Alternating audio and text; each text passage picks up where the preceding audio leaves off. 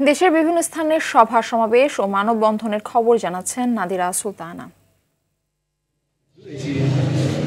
জুলাই অভ্যুত্থানের সম্মুখ সারির যোদ্ধা রুবেল মিয়ার উপর হামলার প্রতিবাদে বৈষম্য বিরোধী ছাত্র আন্দোলনের কুড়িগ্রামের রাজারহাট উপজেলা শাখার সদস্য সচিব মাহিনের বিরুদ্ধে সংবাদ সম্মেলন করেছে সাধারণ শিক্ষার্থীরা।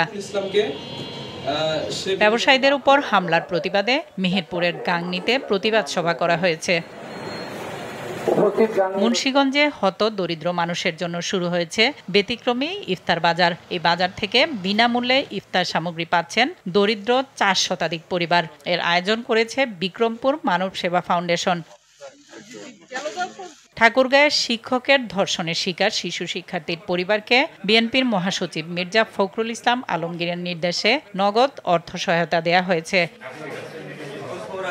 গণতন্ত্র রক্ষার জন্যই বিএনপি দ্রুত নির্বাচন চায় বলে মন্তব্য করেছেন দলের কেন্দ্রীয় কমিটির নির্বাহী সদস্য নাজিম উদ্দিন আলম। ভোলার মনপুরায় সুবিধাবঞ্চিত শিশুদের মাঝে স্কুল ব্যাগ পোশাক বিতরণ অনুষ্ঠানে তিনি এই কথা বলেন।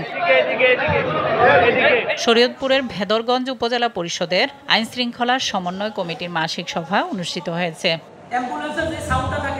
সাতক্ষীরায় সাংবাদিককে মারধরের ঘটনায় ডাক্তার মোহাম্মদ হাফিজুল্লাহ সহ ৮ জনের বিরুদ্ধে মামলা হয়েছে। ব্রাহ্মণবাড়িয়ার বিজয়নগরের যৌথ বাহিনীর অভিযানে ২০ লাখ টাকার অবৈধ মাদকদ্রব্য সহ এক যুবককে আটক করা হয়েছে। ঢাকা চট্টগ্রাম মহাসড়কের কুমিল্লায় আন্তঃজেলা ডাকাত দলের ২ সদস্যকে গ্রেফতার করেছে গোয়েন্দা পুলিশ। এ সময় বিদেশি পিস্তল, পাইপগান ও গুলি উদ্ধার করা হয়।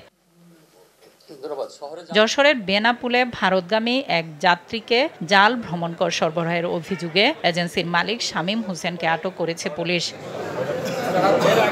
নরসিংদীতে মাদকসহ ২ জনকে গ্রেফতার করেছে গোয়েন্দা পুলিশ। নাদিরা সুলতানা, RTV।